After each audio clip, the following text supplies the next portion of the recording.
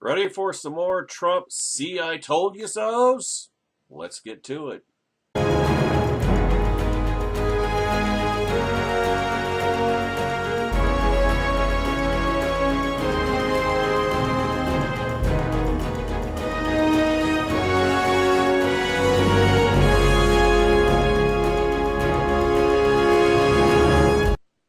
Remember the stimulus from Barack Obama, the $787 million of the American Recovery and Reinvestment Act that came straight off the Federal Reserve printing presses, that was going to rebuild American infrastructure and put people back to work, shovel-ready projects, and so on and so forth. But what was really just a payoff to Obama's public employee union constituents? Well, Trump wants to beat that. Trump declared in his victory speech Tuesday night that spending another $1 trillion we don't have for infrastructure is a top Trump priority. Yeah, you thought Hogzilla was dead with the passing of Barack Obama, assuming he does. Well, no, that's not going to happen. Hogzilla is not going anywhere. Hogzilla is only going to grow, ladies and gentlemen. But this time, it will be passed by a Republican Congress. Republicans won't resist it to their last dying breath. They will enact it. Puerto Rico brings this to our attention yesterday. The new president comes into office after having been voted in by an enthusiastic group of supporters that critics called a cult of personality. Just, the GOP as opposed to the Democrats. His empty and vague promises of hope and change, reactionary hope and change, seemed vapid to many, but his voters swoon over them. The previous president from the opposing party spent like a drunken sailor over the course of 8 years and doubled the national debt to a figure so staggering, encompassing so many trillions of dollars, that fiscally responsible people cannot imagine running any more deficits. And yet, the new president says, we must spend $1 trillion on a stimulus program that will give money for shovel-ready infrastructure projects. Democrats in Congress say the new president is really on to something. Here's the question. Are we describing Barack Obama or Donald Trump? Can anyone here tell me the difference? Here's a quote from the New York Times. In a triumphant victory speech early Wednesday, President-elect Donald J. Trump cited the issue as a top priority for his regime. We are going to fix our inner cities and rebuild our highways, bridges, tunnels, airports, schools, hospitals, Trump said. We are going to rebuild our infrastructure, which will become, by the way, second to none, and it'll have the name Trump scrawled all over all of it. During the presidential campaign, Trump pledged to spend $1 trillion on infrastructure, seeking to outshine Hillary Clinton on an issue that is a growing concern for many Americans, and which, 8 years ago, or 7.5 years ago, Republicans bitterly opposed. Why? Because it was fiscally insane. Remember that $20 trillion national debt? Apparently that's no longer an issue for Republicans. Republicans 7.5 years ago resisted the stimulus, resisted the American Recovery and Reinvestment Act with their dying breaths, metaphorically speaking. And of course, the Democrat Super Congress rammed it down our throats anyway. Well, now, here comes a National Socialist president taking over the Republican Party, and now the Republican Party is going to go, yeah, let's spend another $1 trillion we don't have.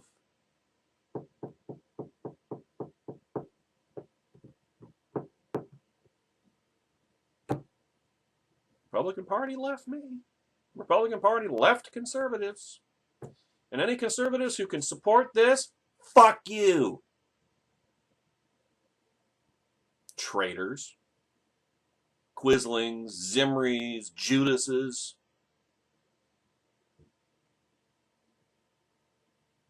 Oh, and here's the punchline of the here's the punchline of this story. Nancy Pelosi says it sounds great to her.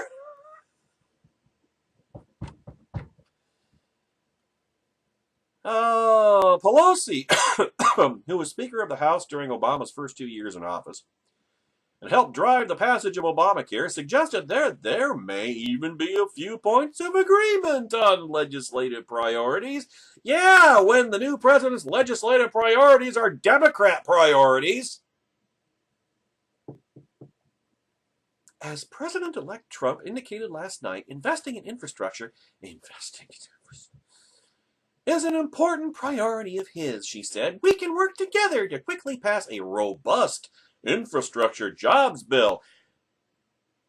Stimulus, well, American Recovery and there were several stimulus bills after that, but American Recovery and Reinvestment Act 2, this time with Republican votes.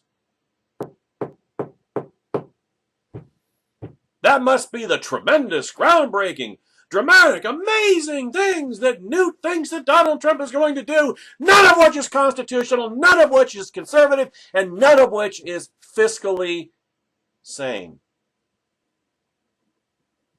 You know, I was thinking about, there's already speculation, short lists of who is going to get which cabinet billet, and I can't help but thinking, why aren't we talking about getting rid of cabinet-level departments? Hasn't that been a conservative, well, pipe dream, I guess, but a conservative dream for years now? I mean, why? How many cabinet-level departments are unconstitutional? EPA, Interior, Commerce. Oh gosh. Homeland Security, that's questionable, but Interior, I mean, most cabinet-level departments are unconstitutional. Why aren't we talking about getting rid of them? Remember way back in the 2012 Republican primaries, remember when Rick Perry had his 53-second brain fart at that debate and killed his chance at ever becoming president in those 53 seconds?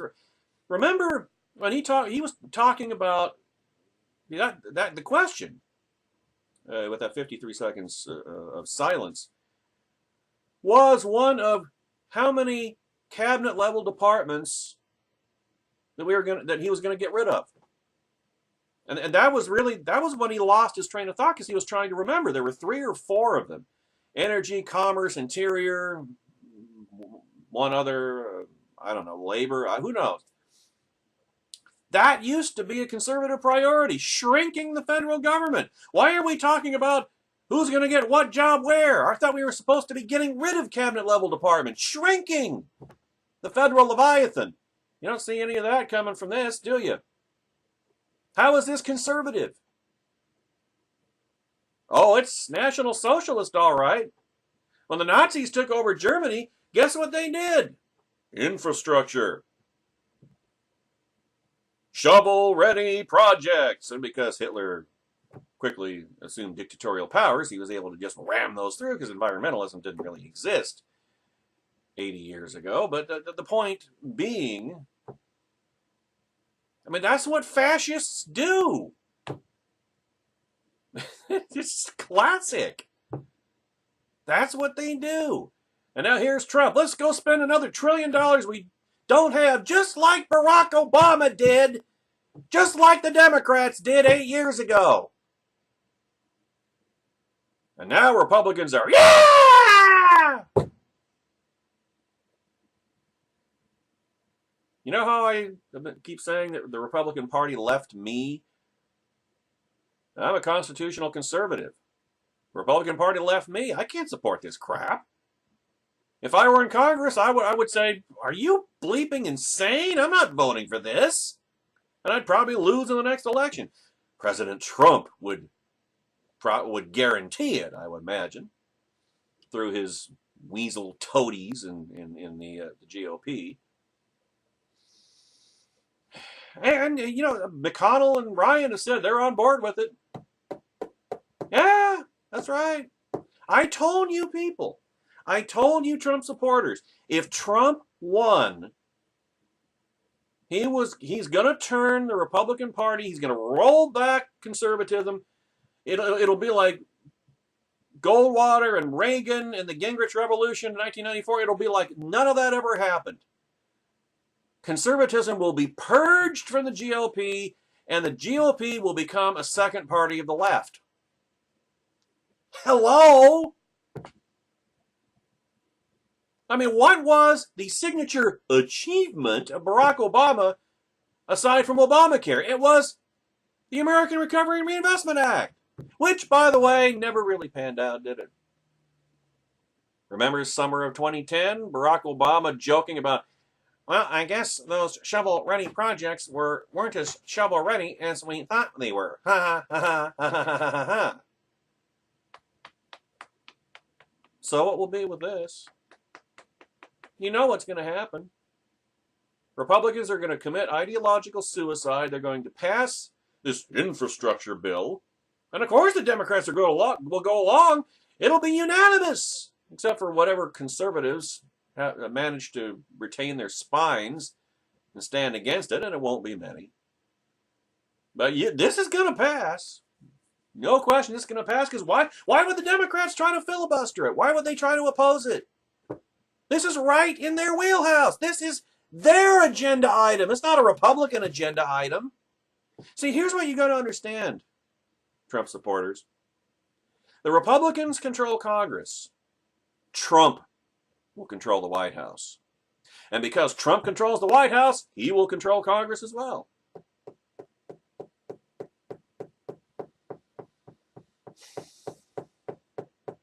This is not conservatism. This is not constitutional. It is fiscally insane. It is a Democrat agenda item, and it's Trump's top priority. What does that tell you?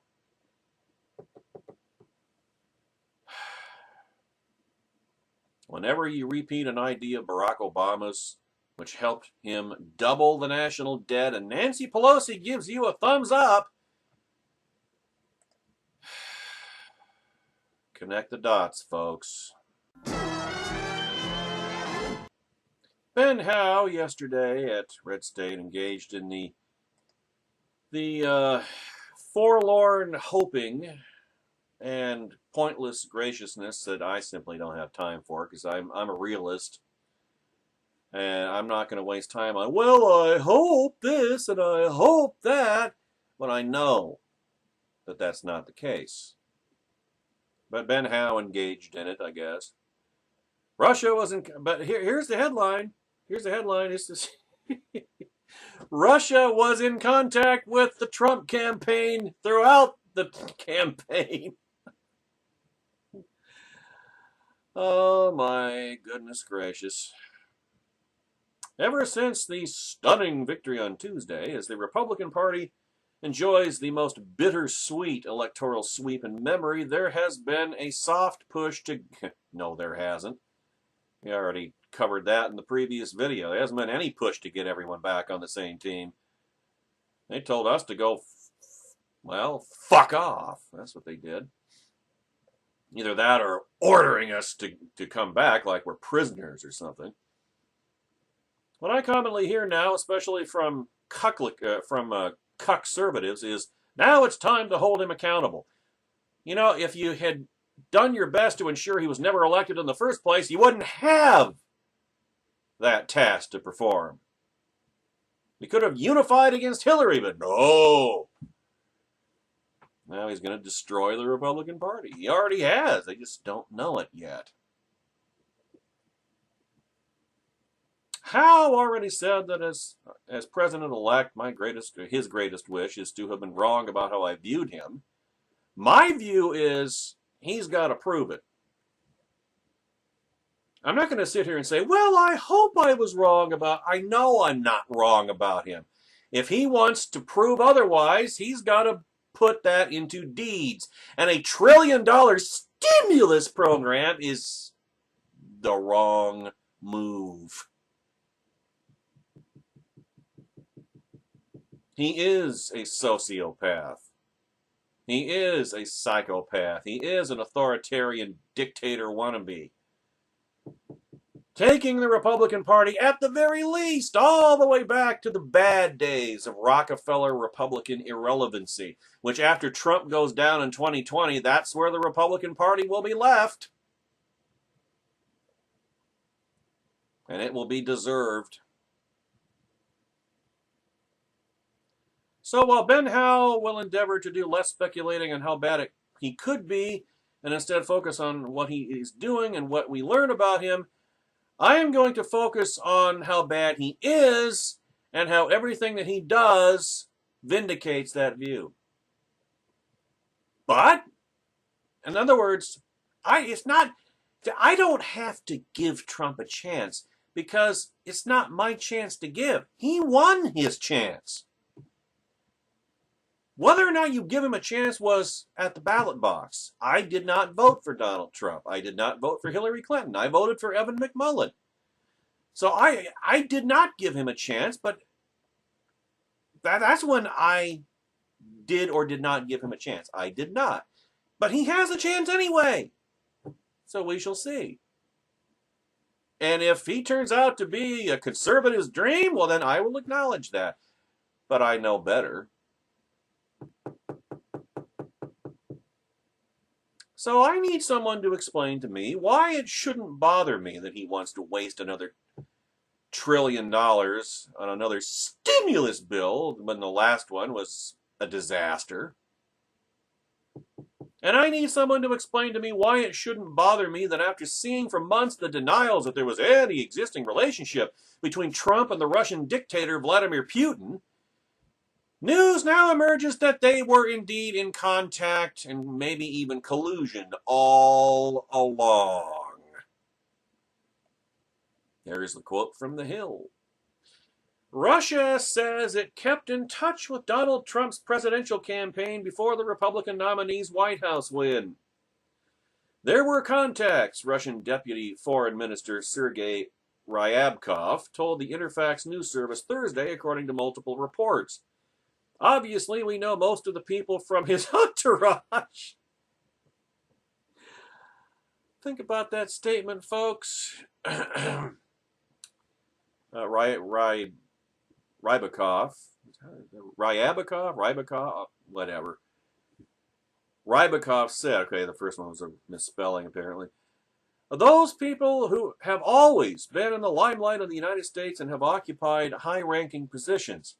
I cannot say that all of them, but quite a few of them have been staying in touch with Russian representatives. Leading to the question, gee, I wonder why. What purpose? What purpose would the Trump campaign have had to be in regular contact with Russian representatives during the campaign? Remember that WikiLeaks leak of Hillary's emails and such, which may have led to James Comey announcing he was going to reopen the Emailgate investigation 10 days before the election. October surprise!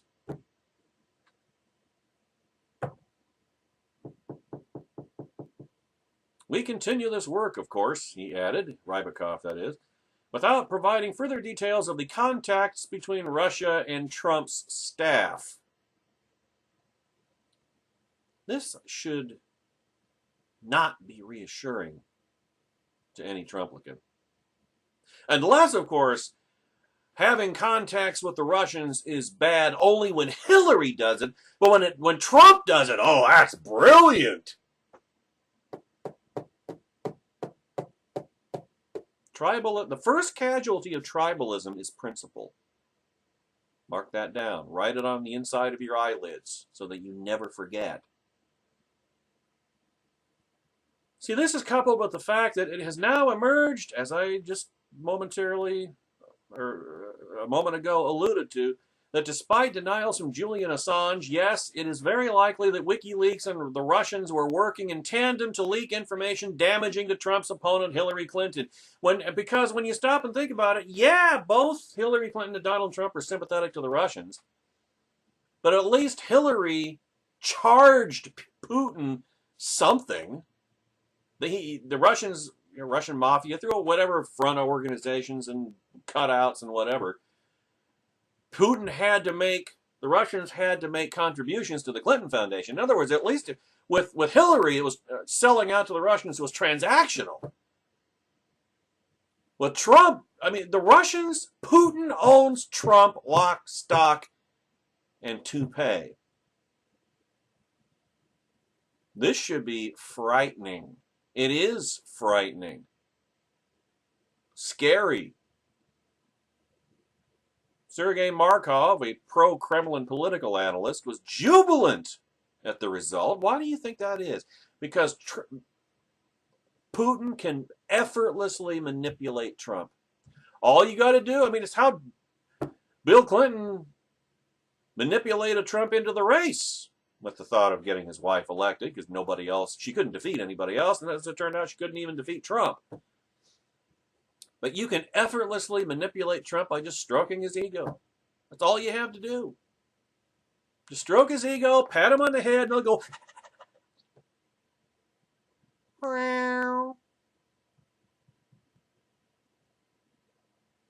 Sergei Markov, a pro-Kremlin political analyst, was jubilant at the result and said a trumpetancy would make it more likely the U.S. would agree with Russia on just about everything, but especially Syria. Where the two powers they did back different sides. And Moscow has intervened decisively on behalf of Bashar al-Assad. Markov also said it would mean less American backing for the terrorist junta in Ukraine. He denied allegations of Russian interference in the election, but said maybe we helped a bit with WikiLeaks. Oh, do tell. Jesus. So now the White House is going to be a wholly owned subsidiary of the Kremlin.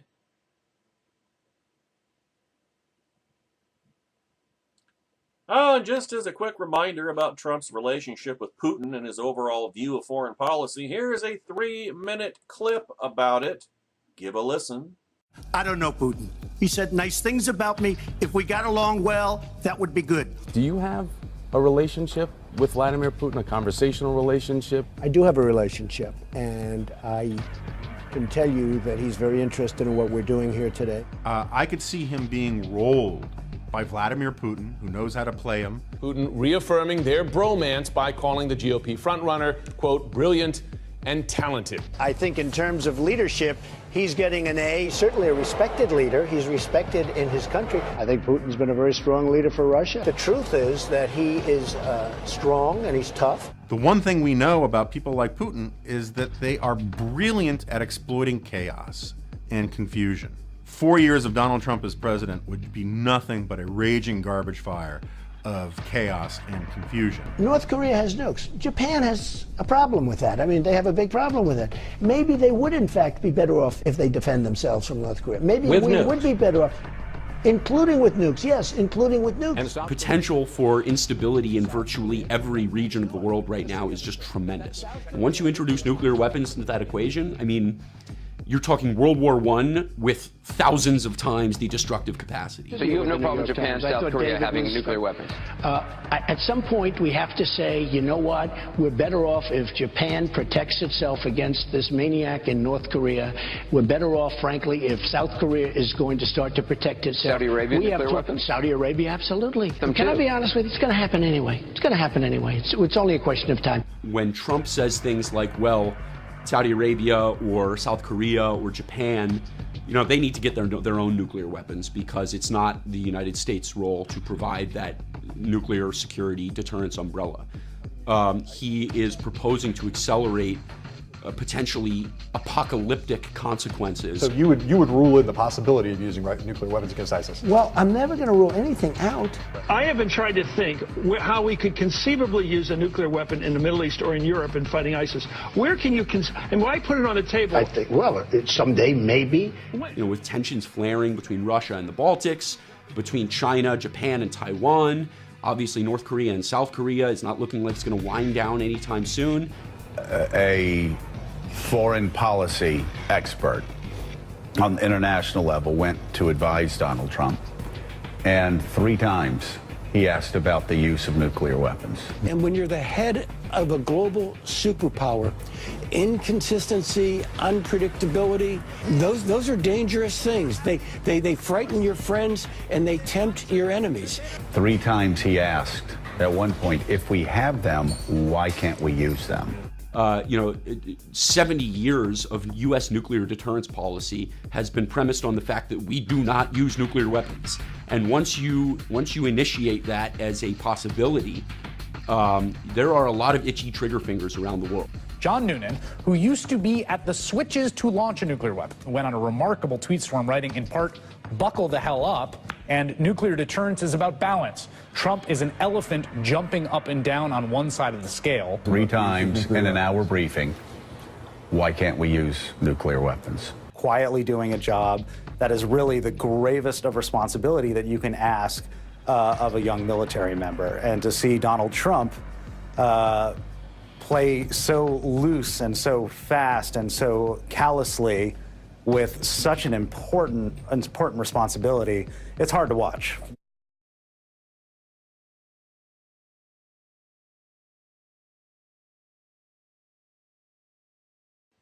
Again, shouldn't this bother us?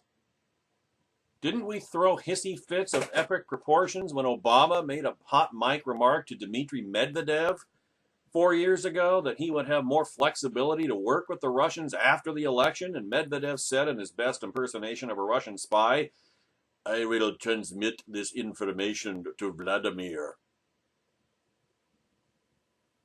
I know that remark from Obama bothered me when he said it. I felt like it indicated a willingness to hoodwink the American people into thinking during an election year that he intended on holding Russia's feet to the fire, while the evidence indicated he'd be soft on them after the election. And look what he did. He ceded Syria. In fact, he ceded the entire Middle East to the Russian sphere of influence. If all the above is at least as damning for Trump as that was for Obama, can someone from the new GOP tell me why it doesn't matter?